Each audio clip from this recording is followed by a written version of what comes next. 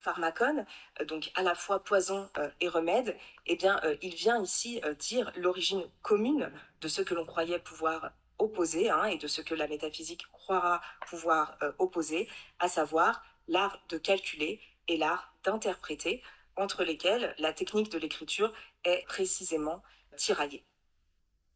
Alors, c'est intéressant de mentionner cette tension-là aussi parce que cette tension entre exactitude, répétition et interprétation, diversification, elle concerne spécifiquement l'écriture alphabétique.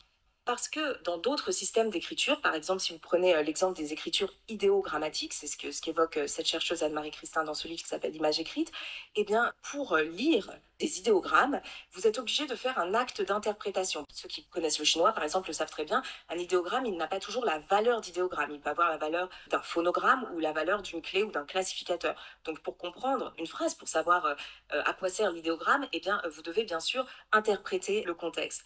Et dans le cas des alphabets consonantiques, et qu'on appelle des abjads, donc par exemple l'alphabet hébreu ou l'alphabet arabe, eh bien, vous n'avez que les consonnes qui sont écrites, donc vous allez devoir compléter vous-même avec les voyelles. Donc là encore, il faut interpréter pour pouvoir lire. Autrement dit, l'acte de lecture et l'acte d'interprétation sont intrinsèquement liés dans ces systèmes d'écriture.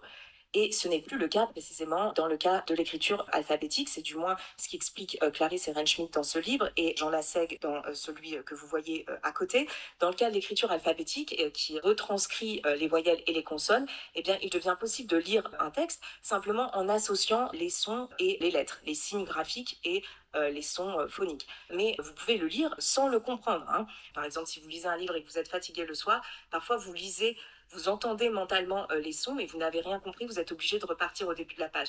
Parce que précisément, il est possible de lire sans comprendre. Et s'il est possible de lire sans comprendre, eh bien, il est possible de simuler la compréhension, hein, vous comprenez.